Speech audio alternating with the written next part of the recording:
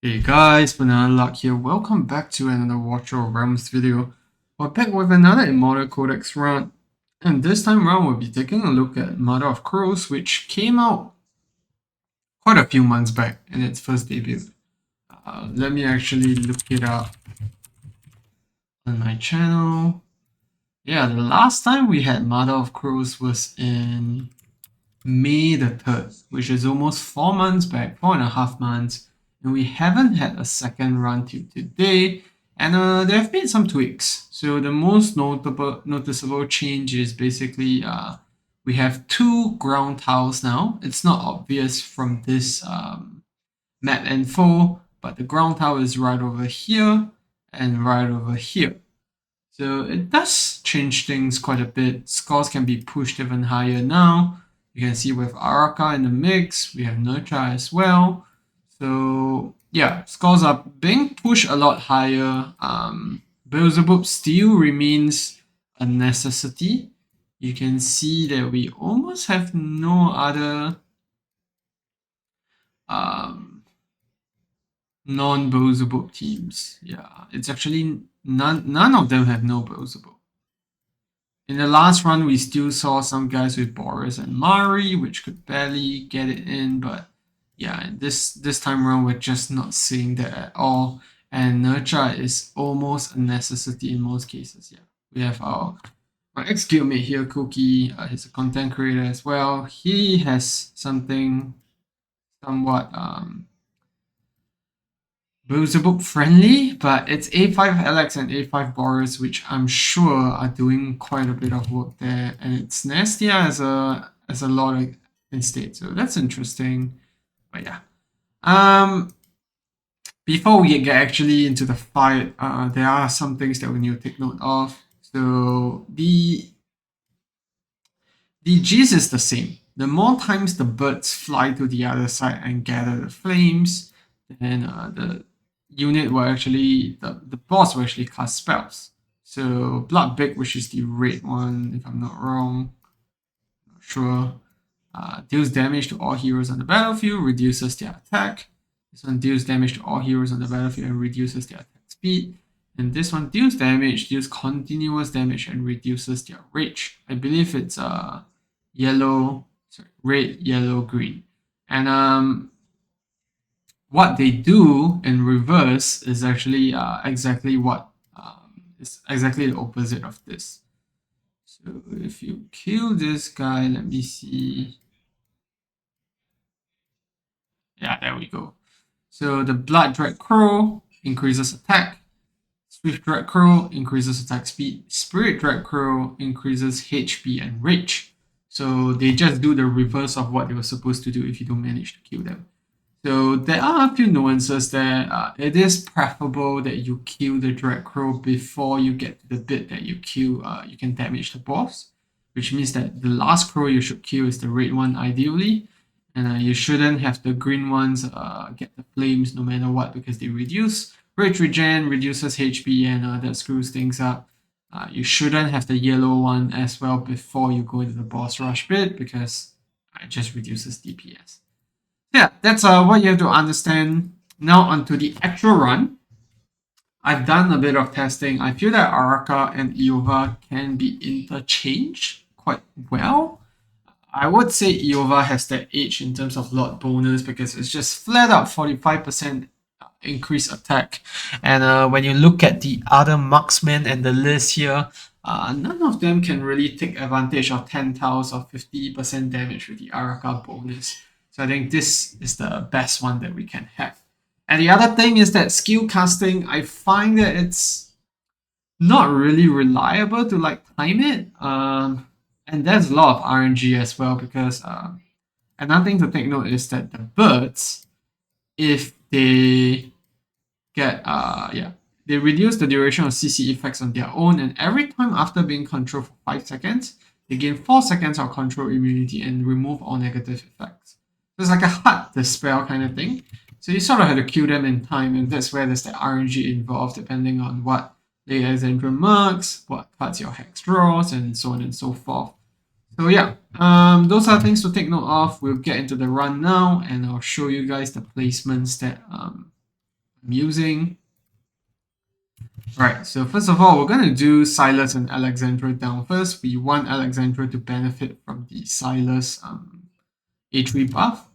So we do that here, and then here, and we do hex, and that's all for the left side here. And on the right side, we're going to put Iova here, and nurture right in front of him, and yeah.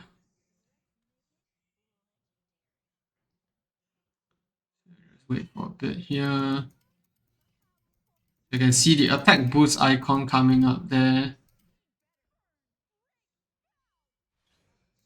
That was for the... There we go. We just proc this.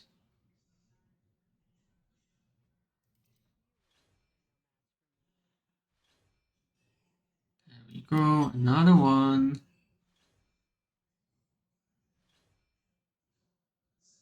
So it's RNG with the stuns here. Nurture stuns every, I think, 5 seconds or so. You need the stuns to sort of land perfectly so that, you know, you can actually get the instant kills there. In this case, we don't get an instant kill. The birds will fly off for a bit here. And yeah, now we enter the boss rush phase. So now I can go ahead and pop Nurture's ultimate. Hopefully it lines up nicely.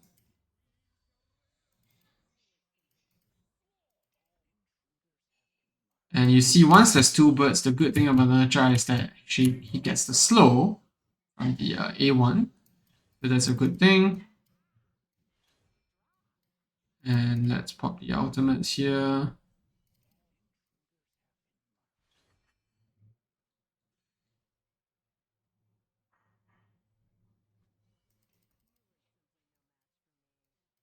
Yeah, there we go. That's very nice.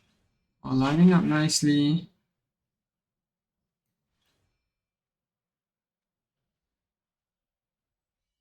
Go into another phase here.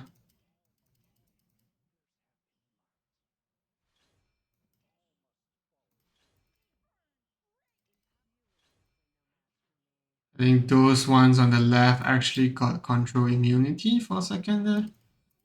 Yeah, that's why they flew off.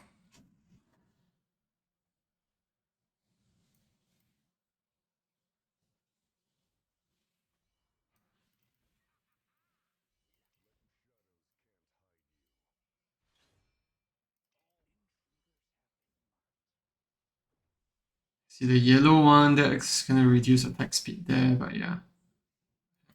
The nurture slow come in handy there. This time around, I think the ultimates are not lining up as nicely.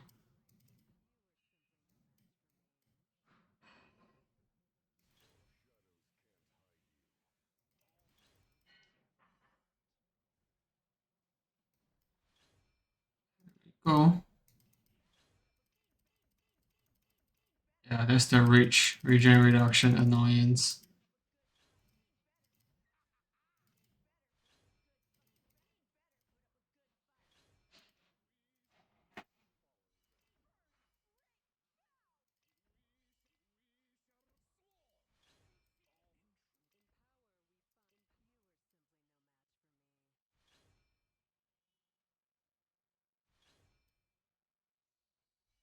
Go.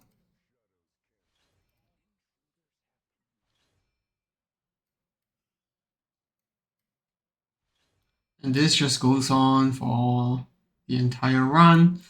The birds do get stronger. Eventually, you're going to need a lot more to actually kill them. Yeah, that just winds up making you do less damage in the later runs because you have to sort of use your ultimates to actually kill the birds instead. But that's a nice one. We get the ultimates lining up nicely. We also kill the red bird last.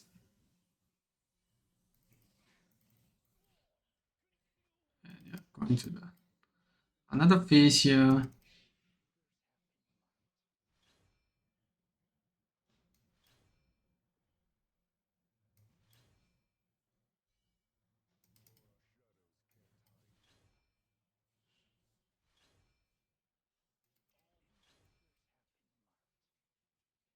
Go.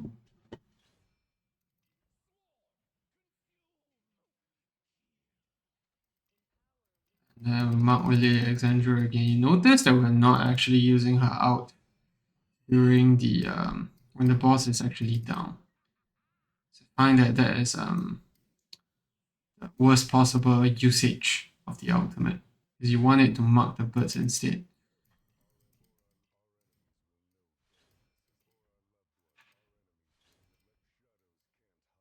It's annoying. Okay, alright, on to the next one. Luckily, we managed to dodge that big wave from the boss there. And pop no trust ultimate again.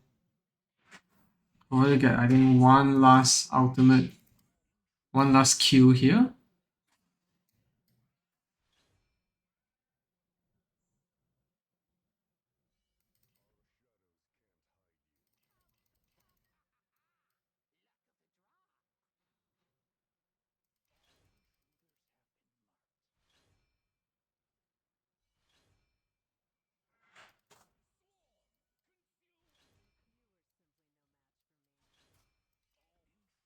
There we go.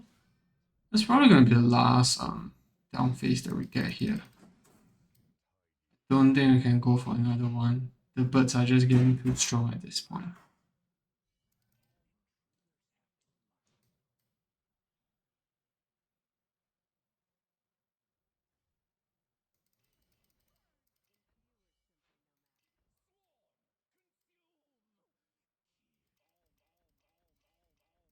Let's see, we get another out from the boss there.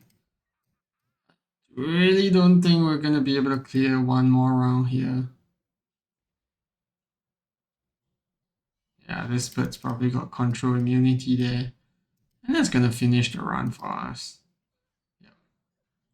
There we go. Not my best score, and I think that brings me to the next part, which is that I think autos actually work a lot better in this case. So if we don't time anything, I feel like we actually get much better scores with that. That's how I actually achieved that top score, 3.5 million that I got there. So we'll do the same placements. Oops, we'll do that. Let's set the auto ultimates, and we just set everything to 2x. See how that goes.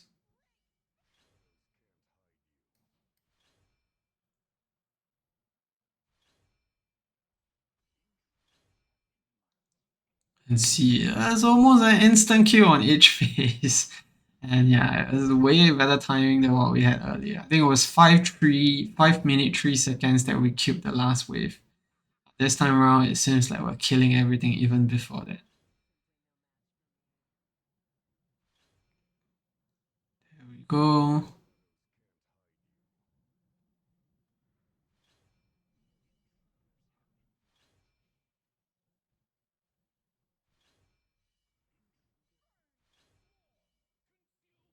Now try instant killing most of the waves there. But yeah, that red bird got off, which is not good. So we still allow Silas ultimate there.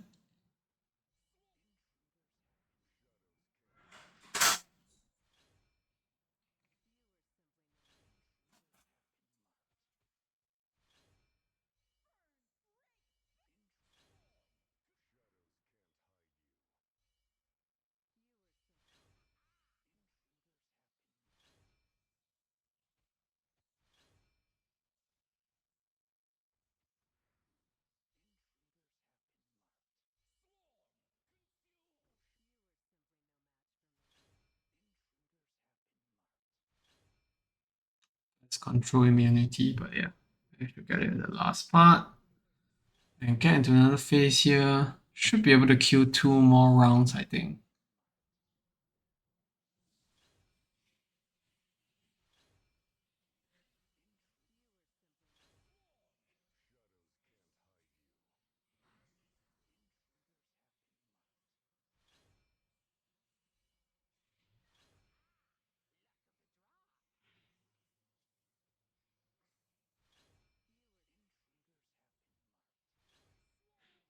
Beelzebub dies there, unfortunately.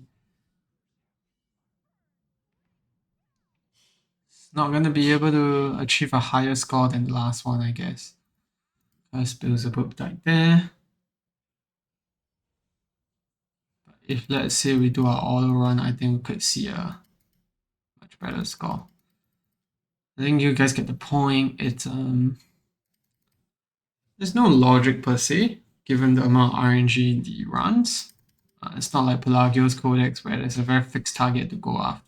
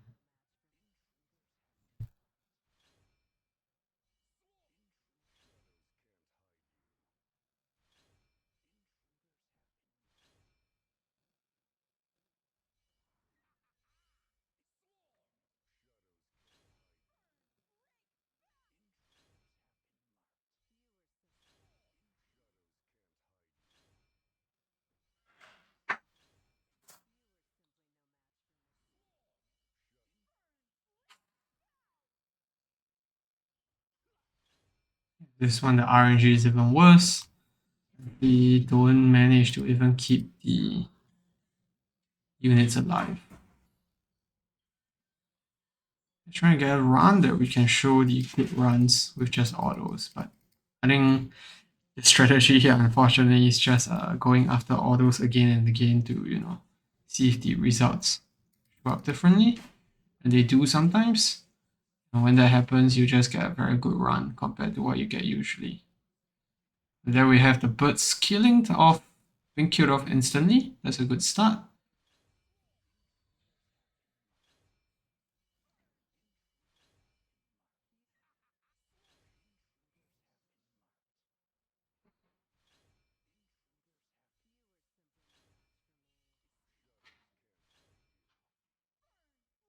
Another instant kill there. Ultimates are just all lining up pretty nicely here.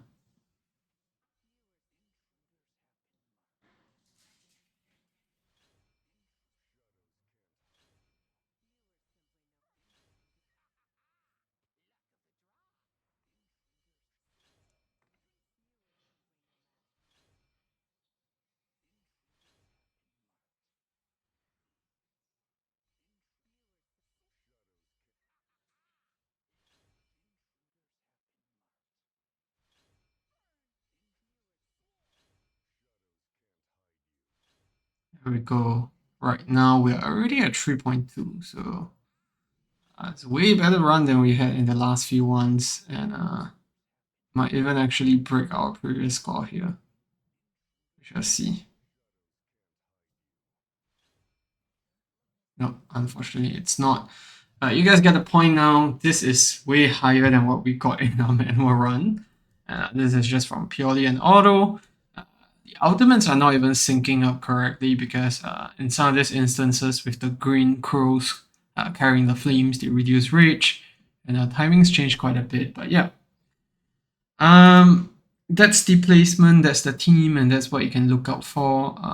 If you don't have Eova, then what you do is just swap Araka and place it on the Silas Alex hex side. If you don't have Alex, obviously this is going to be significantly tougher. So gear-wise, this is what we have on Eova, Sentinel's Eye, and on Hex, Maxed Out Exclusive and Sober Arcana. And on Alex, Maxed Out Exclusive as well as Infernal Raw. And then we have Beelzebub, Wings of Grace, along with Tear of Twilight. If you have the exclusive, that's going to work as well. And Nurture is going to be Cataclysm with an Esso Ring to give him more ultimates. And did we miss out Silas? Yep. Infernal Raw, as well as the Eye of Pertinence, which is his exclusive. So that's going to be it for the video. Thanks for tuning in, and I hope you found it helpful, and I'll see you in the next one. Goodbye.